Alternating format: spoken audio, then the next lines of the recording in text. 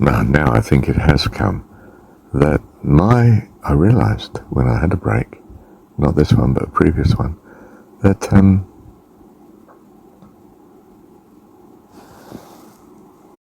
gosh, I nearly lost it again. My recording has replaced, on some mornings, my breathing exercises, meditation, Kriya, thanks even. In great measure it's eclipsed it. I mean, I do, and thanks was the lead-in probably to picking up the recording.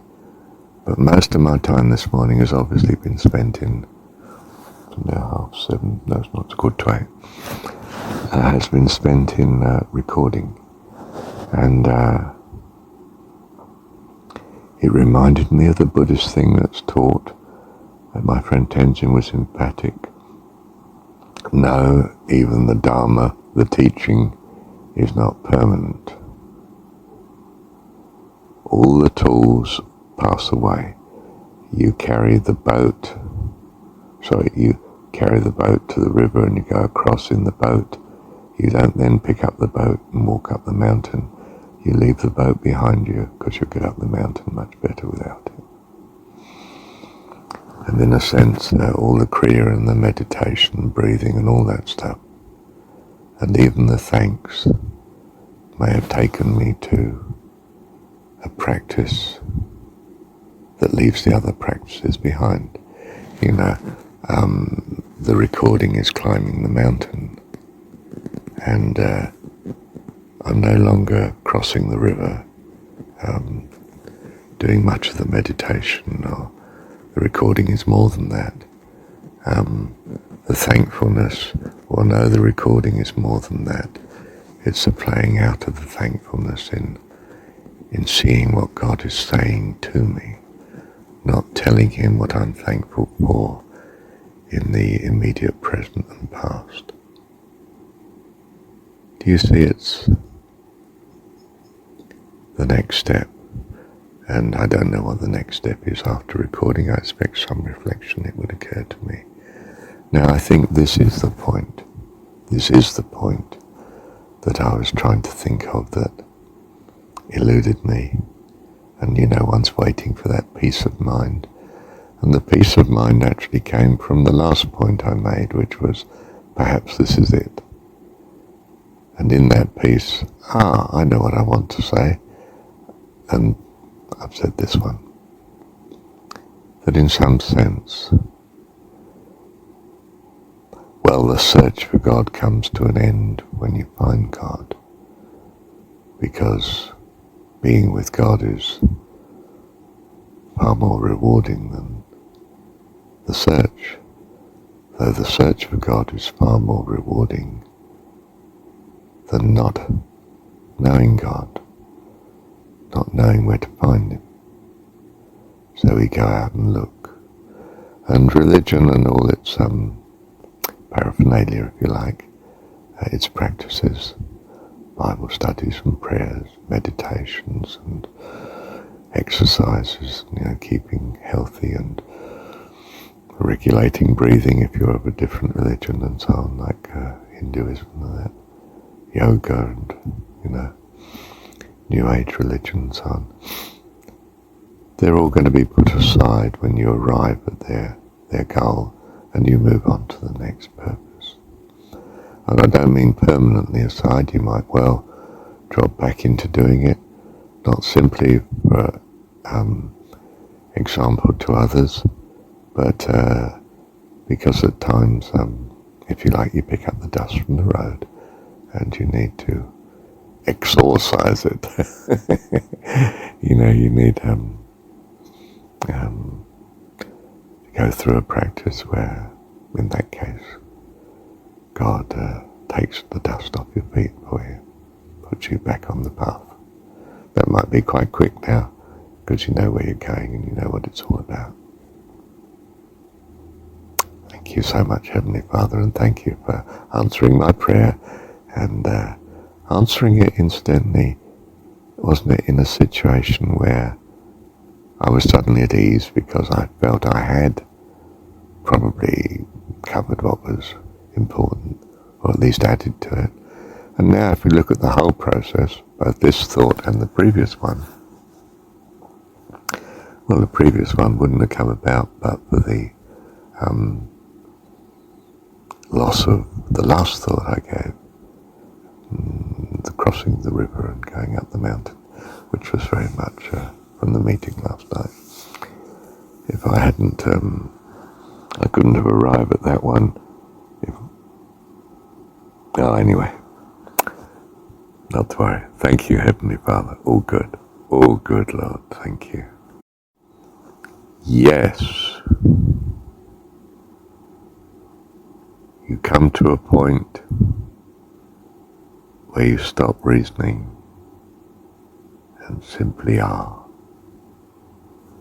Like my situation in much of yesterday evening at the meeting, Buddhist meeting, I was just loving on being where I was, in the company I was with, in the loveliness of the situation. My friend teaching, two girls listening. One of them didn't say a word really, and the other, she's a bright one, she's putting me up. That was the one I took to, wasn't it? The one I was telling you about just now. What was that?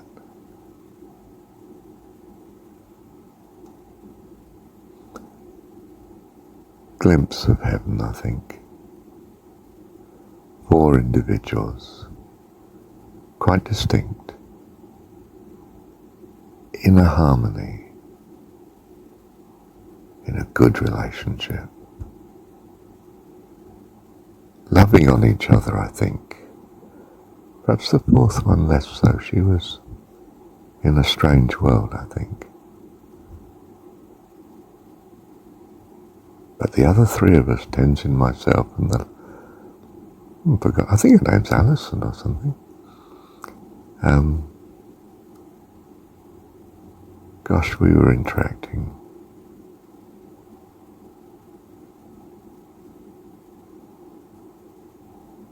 And I suspect I was more conscious of the loving peace of the situation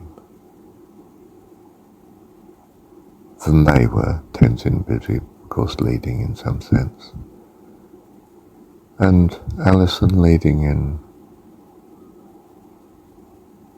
well, she's seeking answers and is in the active stage. And me just being.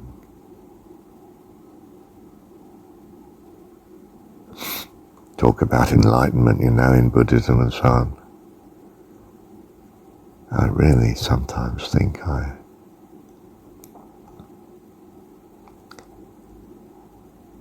it's not. Well, perhaps there are many stages of enlightenment, but my goodness.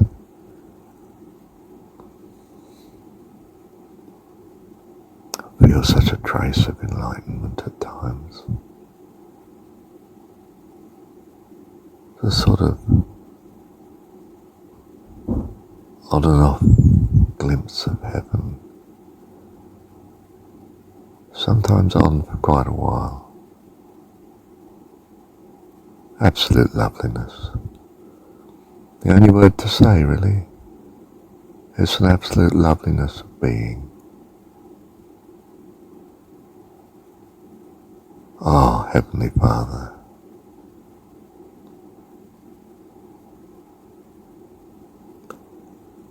Can I say keep it so, Father? Or does that destroy it even?